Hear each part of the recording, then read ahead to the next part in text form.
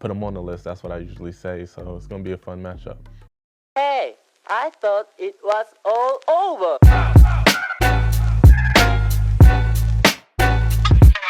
I mean, yeah, we're here. This is the Steelers. Joey Porter Jr. giving us a one-on-one interview. I love it. One of those storied franchises, the Pittsburgh Steelers, and to get a legacy as well. Absolutely awesome. Cannot wait. I think he's going to have a great career. Super happy for him, even though I really want him to be on my Panthers. I completely understand why he's a Steeler. So let's jump to it. Lamar in the gun.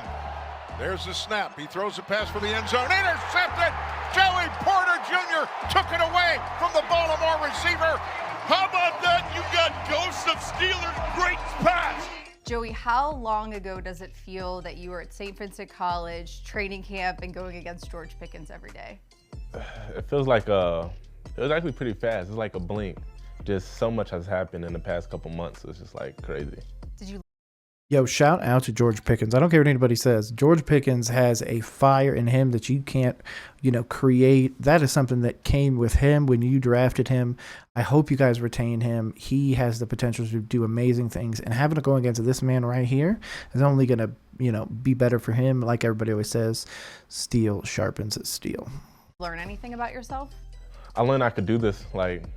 You always have second guesses when you coming into the league just because you never know how it's going to go.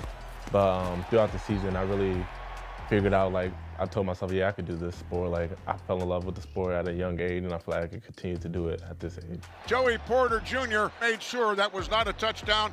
After you were drafted by the Steelers, being snubbed from the first round, you said that it was all worth it, the waiting, the process. Is that the same feeling you have waiting to be a starter? Personally, it's also going to be the one thing that I have always said on this channel, and that is where you go matters more. Being a Steeler in that amazing defense, the history they have, of course, family history as well, but that is where you needed to go. If you ended up going to an Atlanta or something, of course, hindsight is 2020, you might end up with Bill Belichick. But in this moment, when you get drafted, the Steelers with Mike Tomlin, TJ Watt, that stellar defense, that was the best possible place. They needed help in the secondary anyway. So it was an absolute win-win.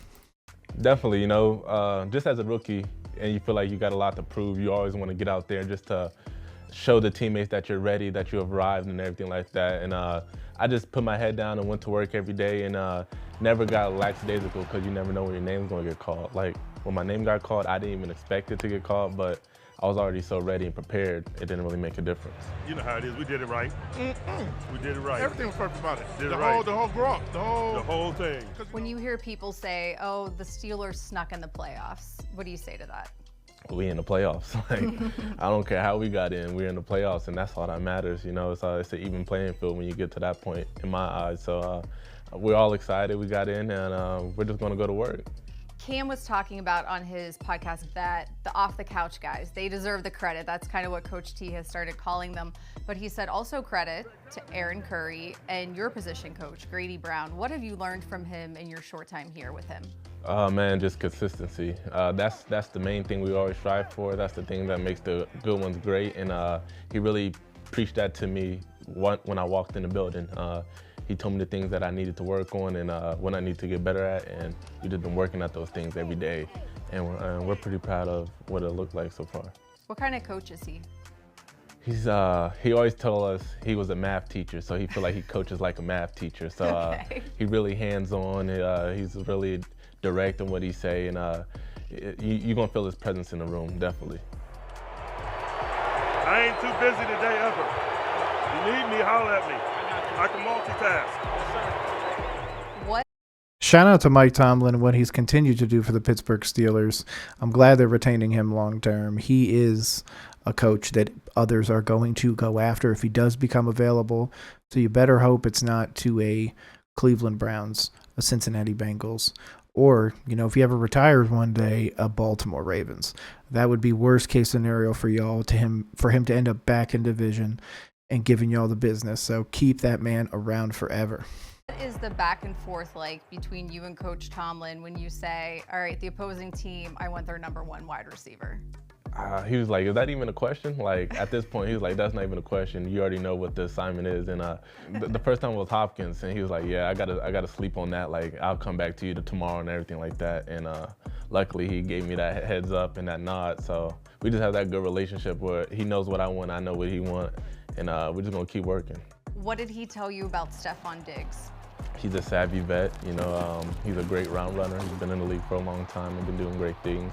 Things that I already knew, just being a fan of the game, watching how Stefon's been playing throughout the years, you kind of get those things. So I'm really excited, you know, it's another guy on the list that I get to go against and put him on the list. That's what I usually say, so it's gonna be a fun matchup.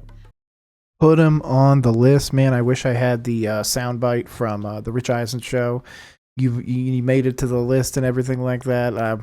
Man, if I had it to be right here. Do you pay attention to that now, maybe like as a whole, just the different guys that you've had to face?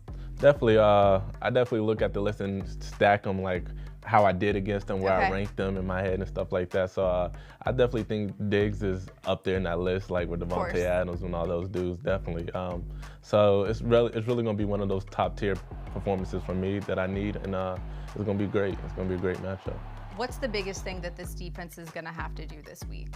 Just communicate and run to the ball. I feel like that's the main thing that you got to do to be a great defense. And if we bring that to any type of game, we're going to be in good position. If we just communicate and run to the ball, all hats to the ball, I don't see nobody beating us. From a secondary perspective, what would it mean to have Minkah Fitzpatrick back in the lineup? I forgot all about Minkah. Boy, Minka's that defense, Porter, Minkah, Watt, Hayward.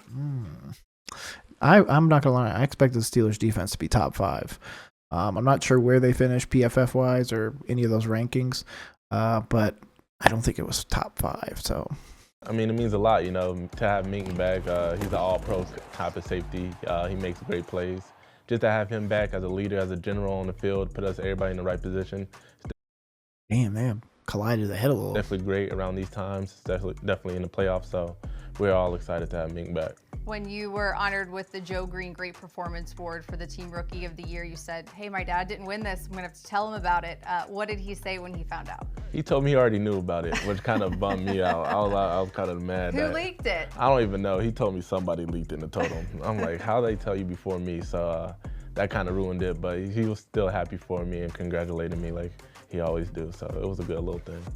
Do you sit back at all and just think, okay, I've gone through training camp, preseason, playing in the NFL, making starts, postseason, and kind of take in this experience that some people don't always get to enjoy making it this far? Yeah, it's a good problem to have. That my dad liked to say, you know, your body's tired, you're drained and everything, but like you said, not everybody will be able to be in this position or able to see this position, so you kind of can't take it for granted. And I'm more excited than anything. My rookie year, I'm in the playoffs. I'm going against a great opponent next to me that's really going to put my game to the test. So, I mean, I can't really complain about this whole situation, really. All right, thanks, Joey. Thank you. Shout out to Joey Porter Jr. Shout out to the entire family, the Steelers organization, and more. I appreciate these one-on-one interviews. They really help put into perspective for fans how players feel, how they react, their personalities, and this is really how the community falls in love with them. So keep it up, Steelers. If you guys want to keep up with me over here at Roll Coverage, my socials are linked right there. We put out reactions like we did here or breakdowns of coaching interviews and pressers. So make sure you subscribe. I'm here all the time. Peace.